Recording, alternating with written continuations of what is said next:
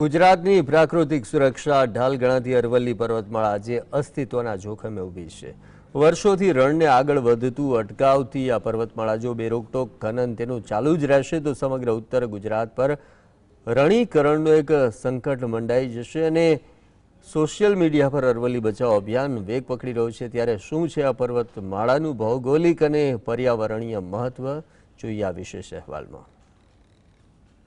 અરવલ્લી એ માત્ર પથ્થરોની હારમાળા નથી, પરંતુ તે ગુજરાતની જીવાદોરી સમાન અનેક નદીઓનું ઉદ્ગમ સ્થાન છે। અરવલ્લી પર્વતમાળાની શ્રેણીમાં ન આવતી ગિરિમાળાઓમાં જો ખનિજ ખોદકામ માટે છૂટો દોર આપી દેવામાં આવશે તો સમગ્ર ઉત્તર ગુજરાત માટે સુરક્ષા ઢાલ જેવી આ પર્વતમાળા ટૂંક સમયમાં નેસ્તનાબૂદ થઈ શકે છે। પર્વતમાળાનો નાશ થવાથી થારના રણની અસર ઉત્તર ગુજરાત સુધી વધવાની ભીતિ સેવાઈ રહી છે। આ ગંભીર મુદ્દે અરવલ્લી બચાવો અભિયાન અંતર્ગત સરકાર પાસે ખનન પર કડક નિયંત્રણ લાવવાની અને વિકાસ તેમજ પર્યાવરણ વચ્ચે સંતુલન જાળવવાની ઉગ્ર માંગ કરવામાં આવી રહી છે। कि अरावली पर्वतमाला को आपने जो आदेश दिया हम उसका विरोध करते हैं, क्योंकि जल, जंगल और ज़मीन हमारा अधिकार है। और अरावली की गिरिमालाओं में कितनी सारी जीव जंतु, पशु पक्षी, अपितु मानव भी सब रह रहे हैं। यदि उनका भूस्खलन होगा तो ये कितना दर्दनीय होगा। जो आ पर्वतमाला सुरक्षित नहीं रहे तो तेनी सीधी असर जमीननी फळद्रुपता पर पड़शे, जेना कारणे खेती अने पशुपालन जेवा व्यवसायों पर माठी असर थशे। साबरकांठा अने अरवल्ली जिल्लो आ पर्वतमाळाथी घेरायेला छे अने करोड़ो वर्षोथी ते कुदरती आफतो सामे रक्षण पूरुं पाडे छे। जो आ कुदरती चक्र खोरवाशे तो भविष्यमां पाणीनी अछत, हवामाननुं असंतुलन अने ग्रामीण जीवनशैली पर गंभीर जोखमो ऊभा थई शके छे। अरवल्ली पर्वतमाळानी सरेराश ऊंचाई 300 થી 900 मीटर जेटली छे।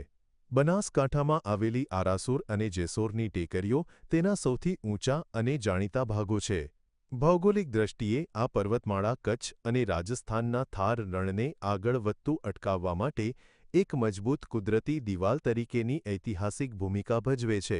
પરંતુ લેભાગુ તત્વોની નજર અરવલ્લીની ખનિજ સંપદા પર મંડાયેલી છે। ગુજરાતમાં અરવલ્લી પર્વતમાળા મુખ્યત્વે 4 જિલ્લાઓ બનાસકાંઠા, સાબરકાંઠા, અરવલ્લી અને મહેસાણામાં પથરાયેલી છે, જ્યારે તેના કેટલાક અંશો મહીસાગર જિલ્લામાં પણ જોવા મળે છે। બનાસકાંઠામાં પાલનપુર, અંબાજી, દાંતા અને આરાસુરની ટેકરીઓ આ શ્રેણીનો હિસ્સો છે। સાબરકાંઠામાં હિંમતનગર અને ઐતિહાસિક ઈડરિયો ગઢ તેના પથ્થરો માટે જાણીતા છે, જ્યારે અરવલ્લી જિલ્લામાં શામળાજી અને ભિલોડાની ટેકરીઓ તેનો ભાગ છે। મહેસાણામાં ખેરાલુ અને સતલાસણા સુધી આ વિસ્તાર વિસ્તરેલો છે।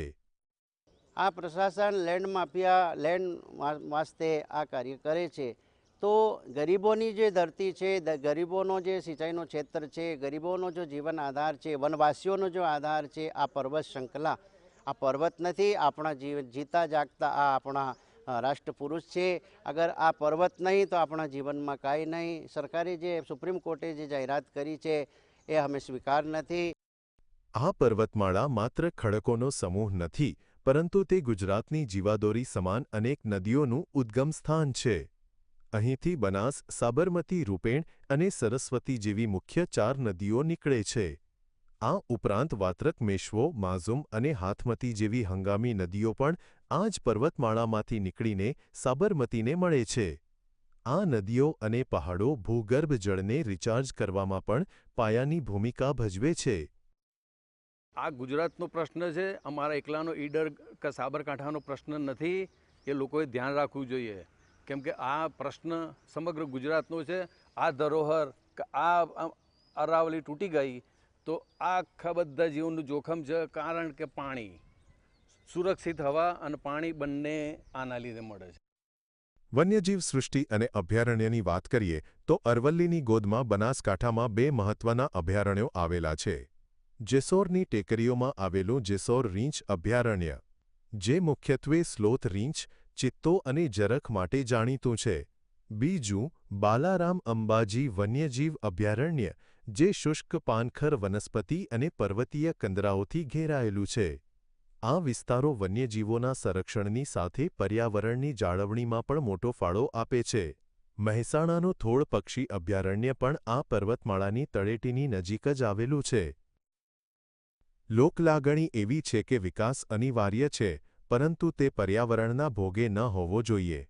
અરવલ્લી પર્વતમાળાનું રક્ષણ એ માત્ર પ્રકૃતિ પ્રેમ નથી, પરંતુ આવનારી પેઢીઓ માટે શુદ્ધ હવા, પાણી અને સુરક્ષિત વાતાવરણ સુનિશ્ચિત કરવાની જવાબદારી છે. જો આજે આ પર્વતમાળાને બચાવવામાં નહીં આવે તો કુદરતી અસંતુલન ગંભીર સ્વરૂપ ધારણ કરી શકે છે. સાબરકાંઠાથી જુગનુ રૂપાલી સાથે બ્યુરો રિપોર્ટ GSTV.